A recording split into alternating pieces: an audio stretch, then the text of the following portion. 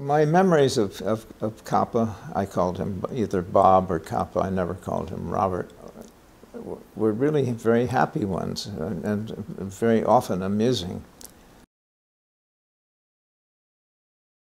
I met him in a corridor of the Time Life offices in New York in 1939.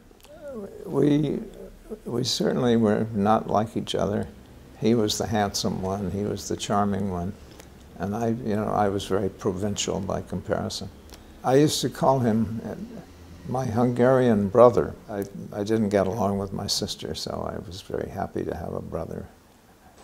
I would say Capa enjoyed his fame, but he also was very fair to his colleagues. He was very reliable.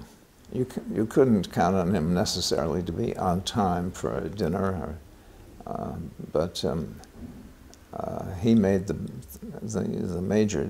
real deadlines, the ones of history. I found it extremely easy to work with him. Capa, who always appeared lighthearted,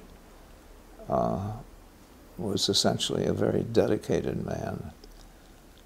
He didn't talk about his ideals, but that's what he was. He was a very idealistic person.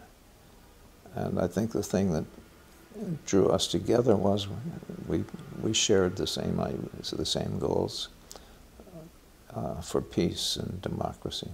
So when he was away from the war, which was most of the time, he himself was lighthearted, but he had great depth, and somehow we hit it off.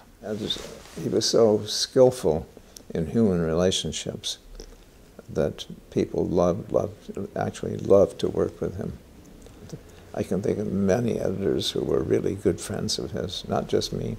I've been to Budapest 3 times and had a wonderful time in Budapest, but it was still under this strict regime.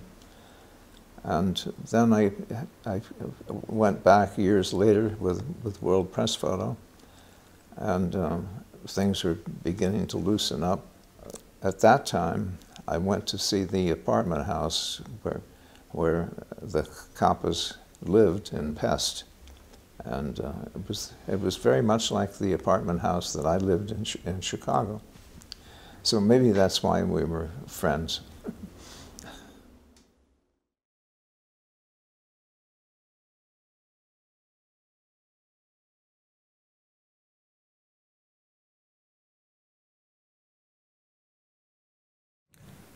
Robert Capa was my friend and colleague in the last 15 years of his long life.